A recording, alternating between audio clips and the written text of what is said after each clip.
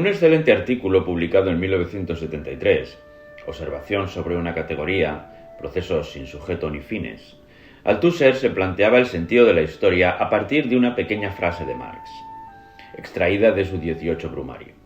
Los hombres hacen su propia historia, pero no la hacen a partir de elementos libremente elegidos, sino en circunstancias que encuentran inmediatamente ante ellos, dadas y heredadas del pasado. Marx partió de esta idea para analizar la situación que llevó al poder a Napoleón III, concluyendo que este personaje, al que calificaba de mediocre y grotesco, no pudo ser la causa determinante del desarrollo histórico posterior, sino que más bien fue la consecuencia de toda una red de relaciones que hicieron posible su existencia política.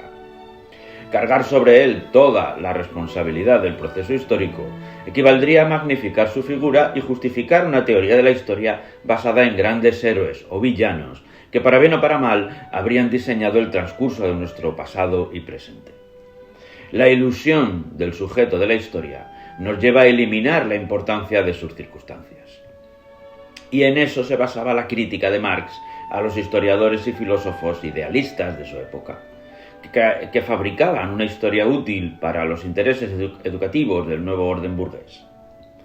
Útil no solo para mostrar una justificación del mito del individuo triunfador que carga sobre sus hombros la responsabilidad del mando conseguido y que por ello debe ser recordado, sino también para esconder o difuminar la importancia del mecanismo del proceso social que trascendía la figura del héroe. Se nos ha enseñado una historia repleta de nombres sobre los que hemos volcado todas las virtudes y defectos del cuerpo social. Las calles y plazas de nuestras ciudades nos imponen su memoria, y el mismo sistema socioeconómico nos transmite una cultura basada en el individualismo, primando la responsabilidad personal frente a la colectiva. Althusser apostaba por una historia sin sujetos, ya que su sentido solo podía ser entendido gracias al motor de la lucha de clases. De modo diverso, este planteamiento fue desarrollado por historiadores, sobre todo los seguidores de la Escuela de los Anales, que centraron su interés en la vida cotidiana y las mentalidades, reconociendo la importancia del protagonismo de la gente común. Fue el caso de las gruesas colecciones sobre la historia de la vida privada o la historia de las mujeres en Occidente, dirigidas por Josh Duby y Paul Bain, entre otros, o la historia de los jóvenes, dirigida por Giovanni Levi y Jean-Claude Smith. Pero esta historia desde abajo venía ligada a tiempos de disolución, en los que ya se anunciaba el fin de la historia. Fukuyama.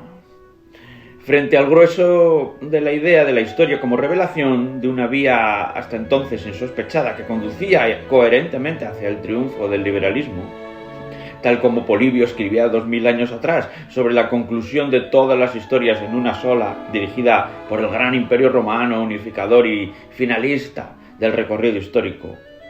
Los herederos de la posmodernidad, como Bátimo o Lyotard, celebraban también el fin de la historia, dominada por la razón y la lógica del discurso unificador ilustrado marxista, y su ruptura en millares de historias pequeñas que continuaban tramando el tejido de la vida cotidiana. Y del escepticismo llegamos ahora al milenarismo apocalíptico. Hechos como la celebración del centenario del hundimiento del Titanic en 2012 mostraron que el pesimismo se había afincado en nuestra idea de la historia, sobre todo al observar el caos de la crisis financiera o la pandemia del COVID o la invasión de Ucrania y la aparición de cada vez áreas más grandes de exclusión social en el planeta.